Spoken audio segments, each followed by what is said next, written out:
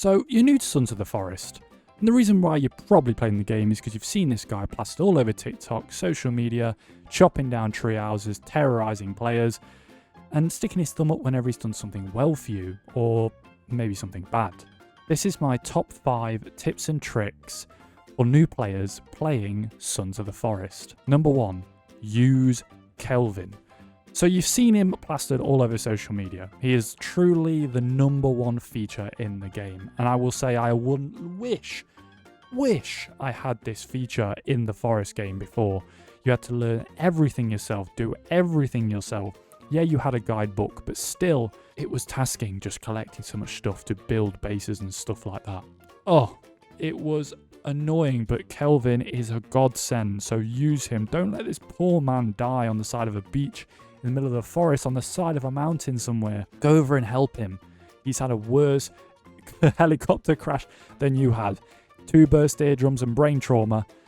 Yeah, he's not had it too well. But Kelvin's not just a lapdog that follows you around the house somewhere. No, he's a guy that you can show notes to, saying, come here, follow me, stay here, collect this for me. He will do so many things for you and open up so many horizons of you building bases in a quicker time frame than you ever thought you would on a game like The Forest, which was the game before. He'll go out and fish for you, collect wood, chop down trees, collect sticks, you name it. He can do a lot of things to help your experience in the game as a new player.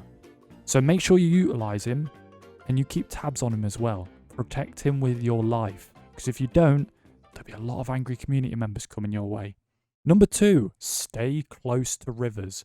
The reason why I say this is because at the moment in the game, rivers or open water, you don't need to purify it. As of my time of recording this video, you don't need to purify the water, so you can drink from rivers and you won't get ill, or your health won't go down, or your thirst won't go down.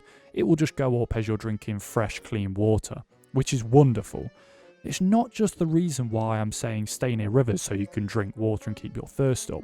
You also have a hunger bar, new players. Keep that in mind. Make sure you feed yourself. You probably see yourself running after birds, trying to swing at them with your little emergency axe out of your emergency pack, and you're not being able to hit them. The one thing I will say though is get Kelvin on it. You've got Kelvin now. Send Kelvin to go fishing for you. And if you're next to a river and you're planning to build a base next to a river, which I'm going to come on to soon, that is a perfect location for him to go and collect some fish and some food for you and him to survive this very tough time you're having on this deserted island. Number 3, build a basic shelter. It doesn't need to be a mansion, doesn't need to be the castle, doesn't need to be anything that big. The reason why I'm saying build a shelter is mostly for safety from enemies, cannibals that will roam the night and roam the day even, but also for storage. You'll soon start to realise that your backpack that probably has the inside of a TARDIS isn't going to be big enough to carry all those sticks, all those rocks, all those pieces of tape and rope you're carrying, and it'll soon hit its limit. Building a basic shelter with some shelving, maybe with some log racks outside, will give you enough materials to expand your base and also store things, so if you go out somewhere that's a long distance away from your base, it's safe back at your home. Something to think about. And also, why not give Kelvin a nice lovely homestead anyway? And this moves us on to nicely point number 4, stockpile food and supplies. So going back to the thing about adventuring out away from your homestead or your basic shelter you've built, you want to go to caves, you want to explore cannibal camps or cannibal caves. You may think you have bigger balls than you usually do, and you'll go in there going, yeah, I'm going to kill everybody, I've got an axe now, and you get murked and you get killed. Or not necessarily get killed, you get knocked out and you get tied up somewhere in the cave. You've got to cut yourself out and try and escape without being killed, and then your game is over.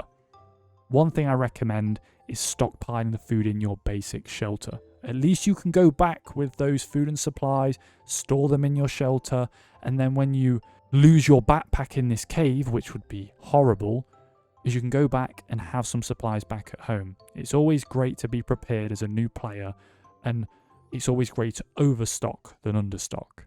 Point number 5, assess the cannibals. I'll be brutally honest, the cannibals in this game are brutal. There's some of them that are harmless, that only want to watch you and observe you and annoy Kelvin, so Kelvin can point at them and so you have to deal with them. There is some other enemies which look a bit more different. Ones that don't look normal enough to say, yeah, I can take him on.